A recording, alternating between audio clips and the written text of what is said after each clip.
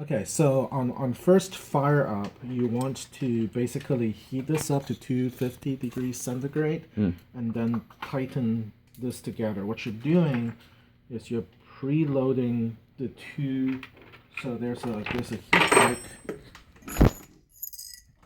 So inside this heat block, there's a heat break and there's your nozzle. And you want these two surfaces to be jammed as tightly together as possible. And the way you do that is you bring this assembly up to about 250 degrees. And this part is really important. Make sure you're holding on to the heater block. So this takes a 15 millimeter wrench. The nozzle takes a 7 millimeter wrench. And you want to use the 15 millimeter wrench to stop the head from rotating and then crank on the 7 millimeter wrench to get it to tighten while at temperature. Okay. And then when it cools, the contraction of the metal will pull the two parts together. Okay. And that's at 250C? 250C. Okay.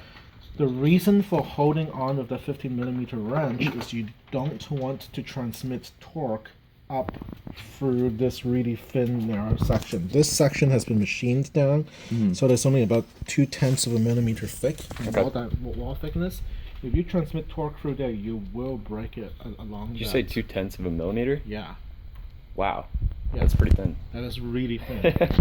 So that's how we're preventing the heat creep from going up the barrel. Okay.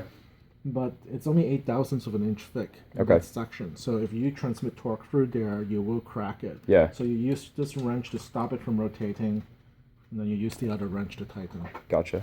Okay? Perfect.